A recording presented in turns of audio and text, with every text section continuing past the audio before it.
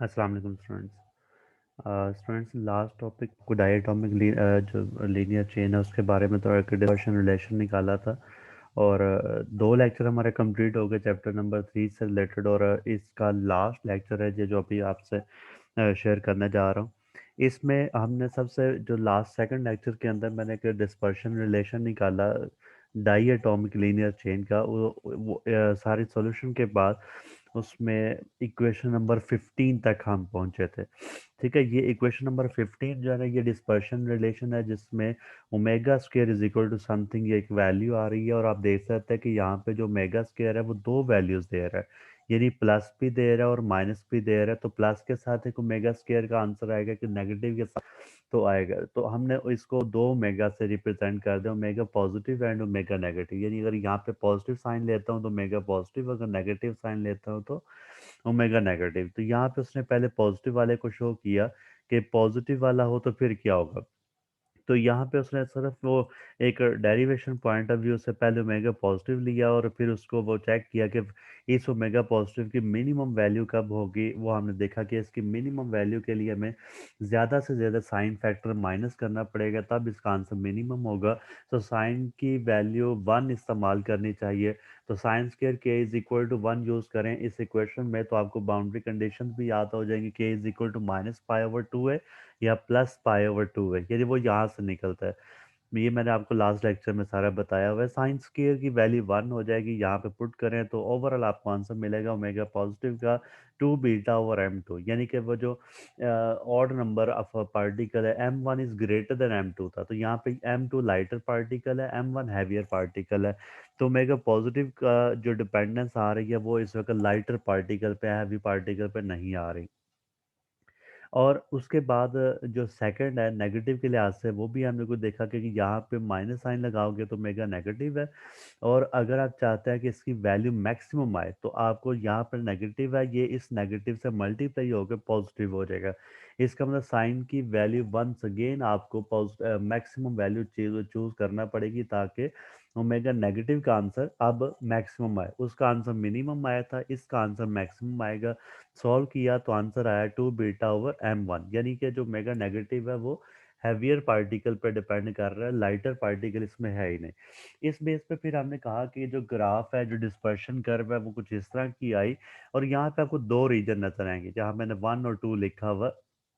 तो 1 जो रीजन है ये इस वक्त अकाउस्टिकल ब्रांच कहलाएगी, और जो 2 रीजन आपको नज़र आ रहा है इसे ऑप्टिकल ब्रांच कहते हैं। यानी कि दो तरह की वेव्स यहाँ से जनरेट होंगी, कुछ अकाउस्टिक वेव्स होंगी, कुछ इलेक्ट्रोमैग्नेटिक वेव्स यानी कि इंफ्रारेड रेडिएशन ये होंगी। इसको ऑप्टिकल ब्रांच कहा जाता है।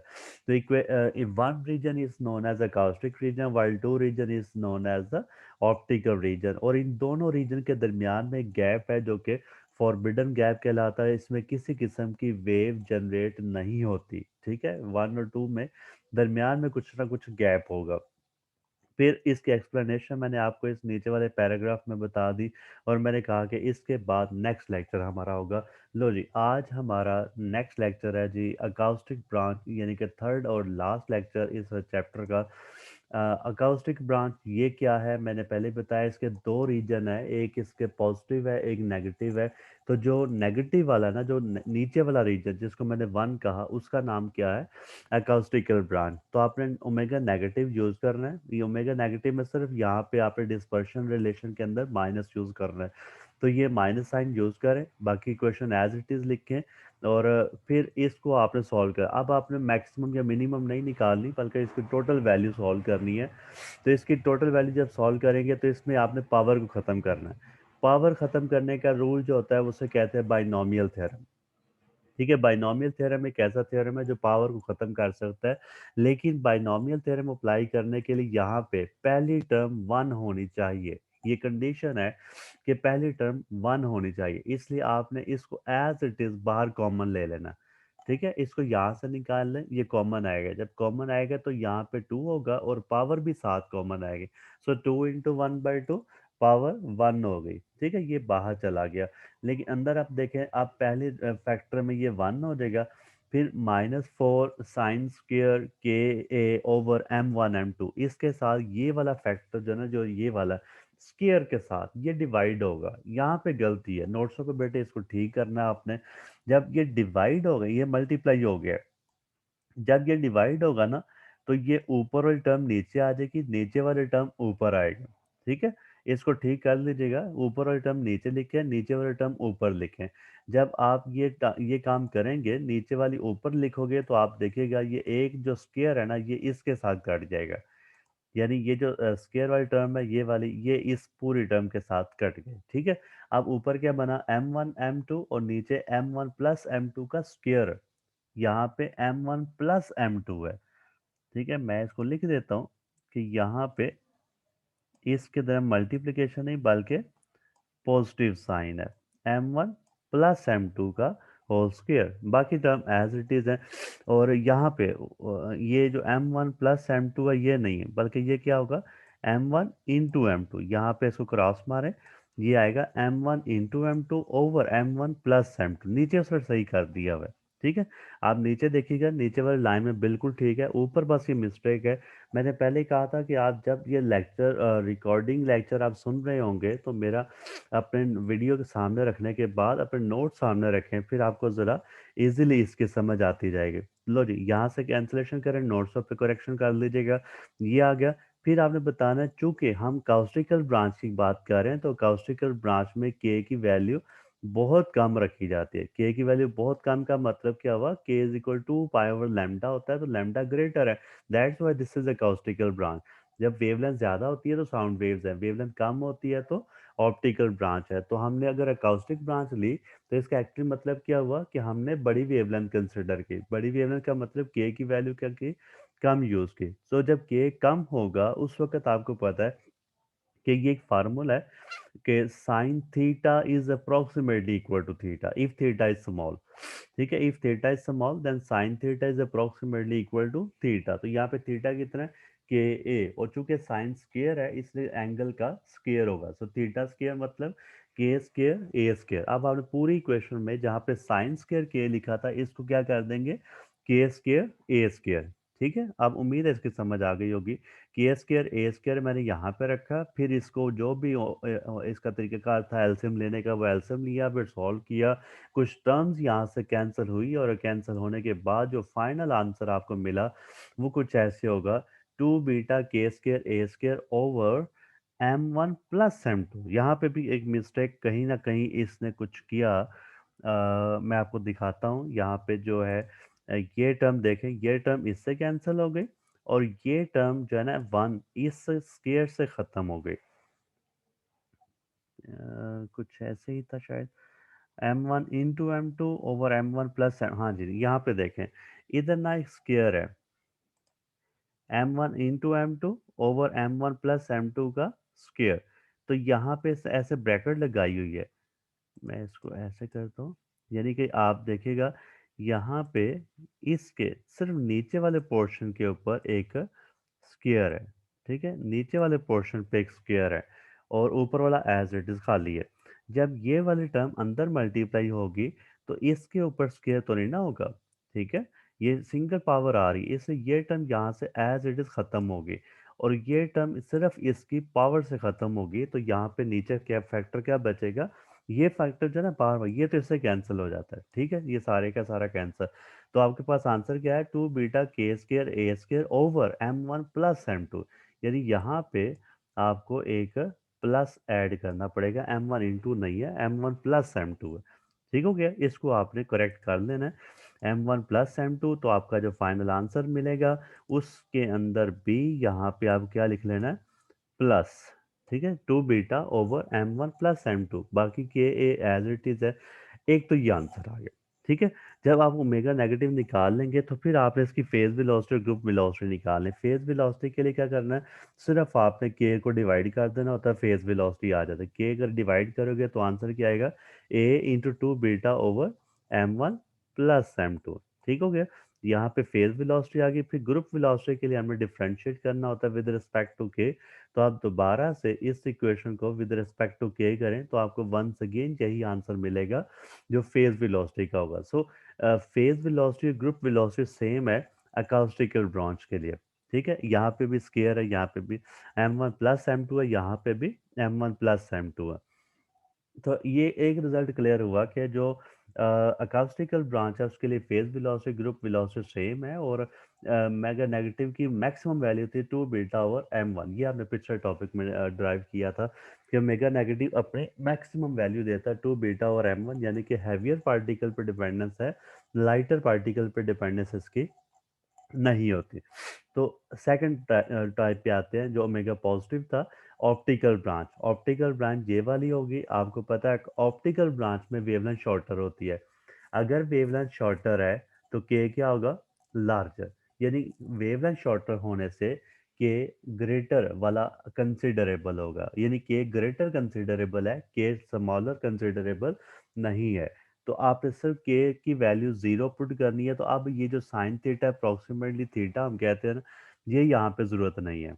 ठीक है, देखिए लिखा हुआ है कि and K is shorter than small value of K is most significant and we put.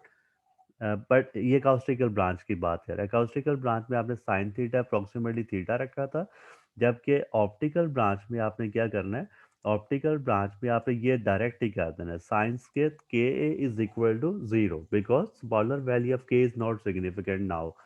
But in acoustical branch smaller value of K is most significant, तो वहां पे हमने साइन थीटा अप्रोक्सीमेटली थीटा किया था। तो यहाँ पे डायरेक्ट साइन का फैक्टर जीरो करो। जब आप ये जीरो करोगे तो ये टर्म ही यहाँ से खत्म हो जाएगी, ये पूरी की पूरी। तो बाकी ये टर्म एज इट इज उसके साथ ये स्केयर अंडर रूट से कैंसिल हो जाएगा। बाकी आप सिंपली इसको ऐड कर दें, 2 + m2/m1 × m2 का स्केयर है। जब आप स्केयर खत्म करोगे तो अंडर रूट आ जाएगा, ये टर्म एज इट इज बन के। ठीक है, this is the maximum value of omega positive. Omega negative की मिनिमम वैल्यू भी आपने निकाली हुई है। ठीक है, वो भी मैंने सारी को पहले बताई है, वो भी देख लीजिएगा। तो ये मैक्सिमम वैल्यू है। तो ये सारी अब आपने ग्राफ के ऊपर रिप्रेजेंट कर देनी है। ठीक है, ग्राफ के ऊपर कोशिश मैंने इसको थोड़ी सी शो की है, सारी नहीं की। आप भी इसको ट्राई कीजिएगा कि अगर आप इसको लिख पाए।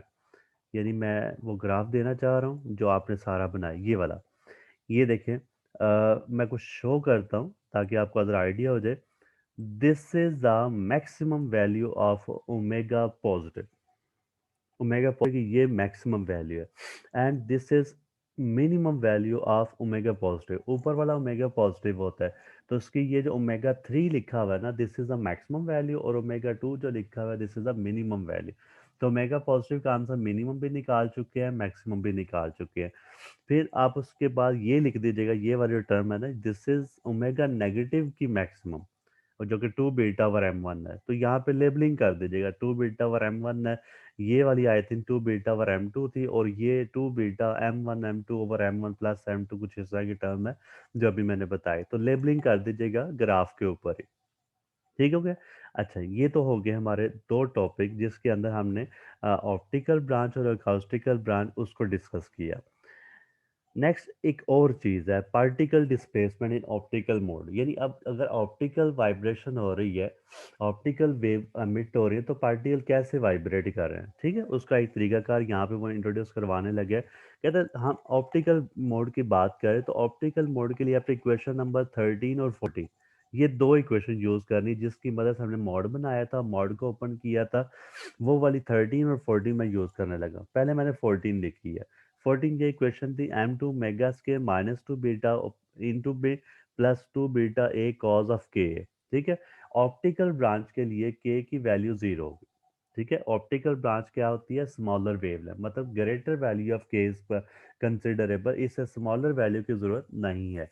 तो आपको के की वैल्यू अब जीरो पुट करनी है तो डायरेक्ट जीरो कर दे। तो आपको पता है कॉस जीरो क्या होता है, 1। तो कॉस जीरो 1 होने से इक्वेशन क्या बनी, m2 omega square -2 beta into B +2 beta a। ये हो गया। इसको थोड़ा सा सिंप्लीफाई आप कर लें, और सिंप्लीफाई करने के बाद ये एक आंसर निकाल लें, ओमेगा स्केयर ओवर 2 बीटा। ये भी m2 है, छोटा 2 सबस्क्रिप्ट वाला। नहीं तो ये नहीं कहना कि ये तो इससे 2 से कैंसिल हो रहा है। This is m2 m2, this is the second math, और ये 2 नंबर है।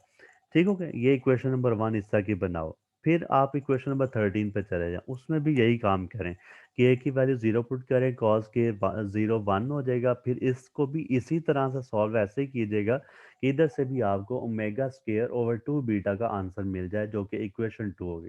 ठीक है, फिर आप दोनों को कंपेयर करें।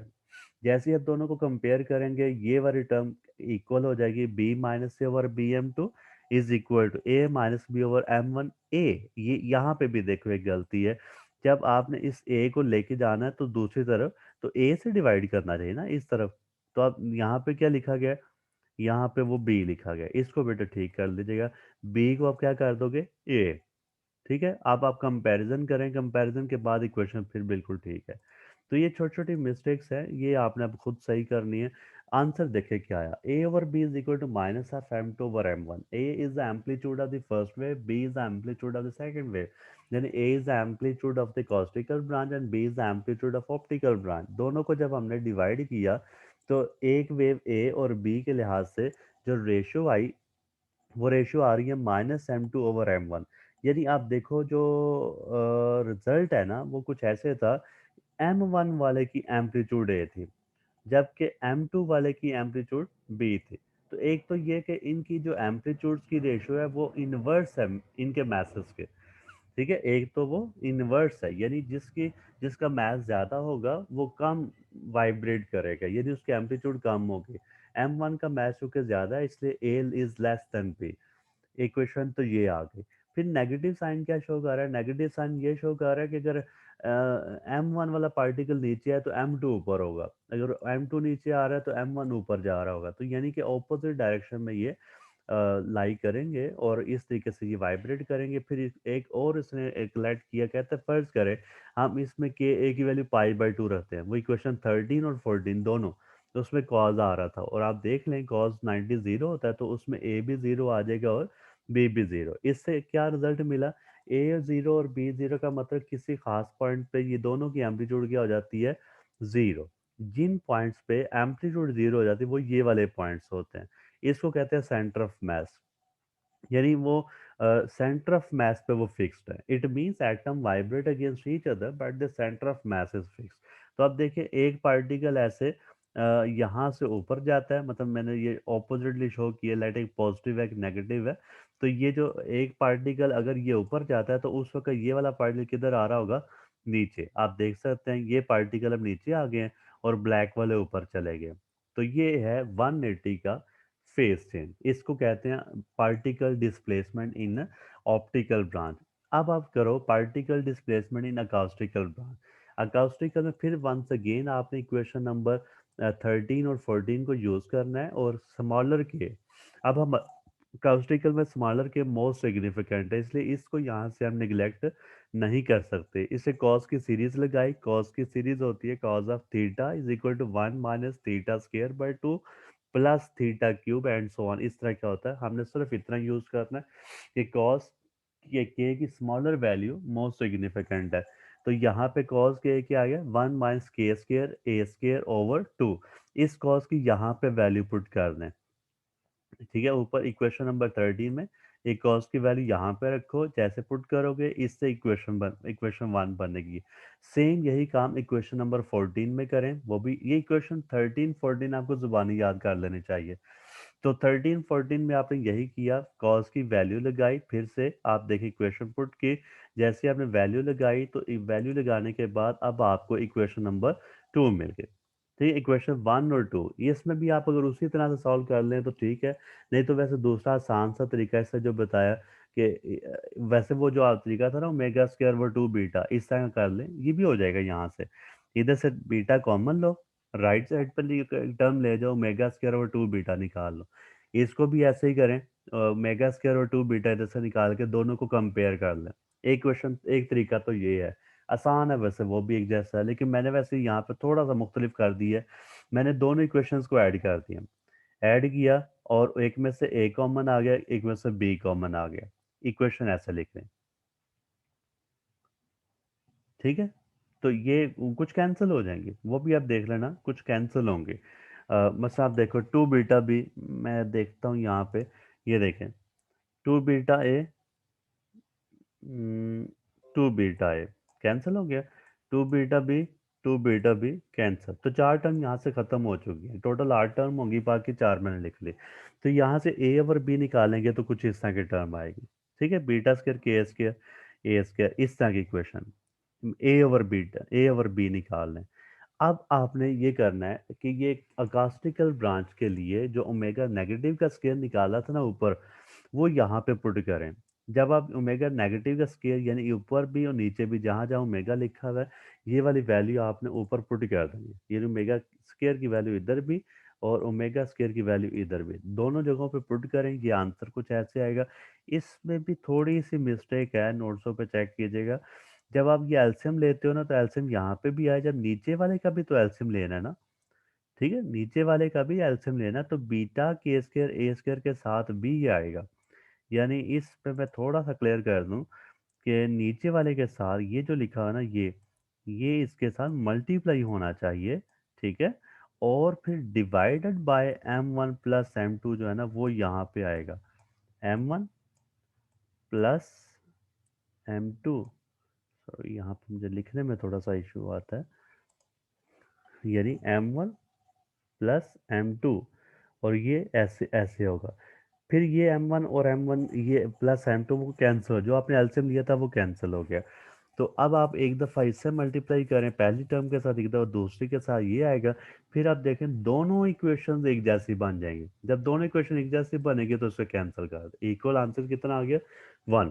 सो A is equal to B, यानी कि दोनों की एम्पलीट्यूड क्या होगी, इक्वल होगी। एम्पलीट्यूड भी देखो इक्वल है और नेगेटिव साइन भी नहीं आया, इसका मतलब अगर एक पार्टिकल ऊपर जा रहा है तो दूसरा भी ऊपर जा रहा होगा, तो एक नीचे जा रहा है तो दूसरा भी नीचे जा रहा है। काउस्टिकल ब्रांच में वो सेम फेज में वाइब्रेट करते हैं, और जबकि ऑप्टिकल ब्रांच में वो ऑपोजिट फेस पे करते थे। तो यहाँ पे आप देखेंगे ये सेम है, यानी आप यहाँ से अंदाजा कर सकते हैं कि ये जो ब्लैक वाला वो भी अगर नीचे आ रहा है तो ये भी नीचे ही जा रहा है। ठीक हो गया, जैसे कि आप यहाँ पे देख सकते हैं ब्लैक भी नीचे है, दूसरा भी नीचे है। फिर अगर ये ऊपर जाते हैं तो डेफिनेटली ये भी ऊपर जा रहा होगा। ठीक है, तो ये सेम फेज में वाइब्रेशन देते हैं, दिस इज अ अकाउस्टिकल ब्रांच। सो ये लंबे से टॉपिक है डायटोमिक के हवाले से। अगर तो वो क्वेश्चन करता है कि डिस्पर्शन रिलेशन निकालें, तो वो जो इक्वेशन नंबर 15 हमने निकाली वहाँ पे निकालें और ग्राफ बना दें, काफ़ी है। ये पार्टिकल डिस्प्लेसमेंट वाला पार्ट अलहदा से है, और अकाउस्टिकल ब्रांच और ऑप्टिकल ब्रांच को एक्सप्लेन करने का टॉपिक अलहदा से है। तो मैंने आपको जो तीन लेक्चर दिए, एक्चुअली यहाँ पे कुछ चार से पांच क्वेश्चन बनते हैं। तो डायटोमिक में मैंने बताया, डायटोमिक वाला क्वेश्चन अगर आ जाता है तो एक तो आप डिस्पर्शन कर्व तक एक्सप्लेन करेंगे, दूसरा क्वेश्चन होगा कि आप उसके काउस्टिकल और जो ऑप्टिकल ब्रांचेस आती हैं उनको डिटेल से एक्सप्लेन करें, और तीसरा क्वेश्चन होगा कि इसमें आप पार्टिकल डिस्प्लेसमेंट निकालेंगे, ये किस तरीके से वाइब्रेट करते हैं, about the mean position when elastic wave is provided to any one of the crystal. तो ये आपने बस यहाँ पे इसको अच्छी तरह सॉल्व करना है, बहुत इजी है, लेकिन ये मैं फिर कहूँगा इस कुछ गलतियाँ नोट्सों पे भी हैं, और ये गलतियाँ तभी जानिए जब आपने इसको हल करना है। टाइम थोड़ा है, टाइम थोड़ा है, इस टाइम के मुताबिक तैयारी करना शुरू करें। तो इसको लिखें, बार बार लिखें, और जो प्रॉब्लम्स होती हैं आप क्लास में तो भी आते हैं तो हमसे डिस्कशन कर सकते हैं, तो बाद में फिर ज़रा मुश्किल हो जाएगा। ठीक है जी, लो जी, यहाँ तक रखें, चैप्टर हमारा कंप्लीट हुआ। इसके बाद कोशिश करूँगा जो चैप्टर नंबर 5 है, 4 तो मैं क्लास में करवा रहा हूँ, चैप्टर नंबर 5 जो है ना वो मैं कोशिश करूँगा अगर उसकी भी इसी तरीके से रिकॉर्डिंग हो जाए, ताकि काम हमारा थोड़ा सा जल्दी हो जाए। ठीक है बच्चों, लो जी, अपना ख्याल रखिएगा, अल्लाह हाफिज़।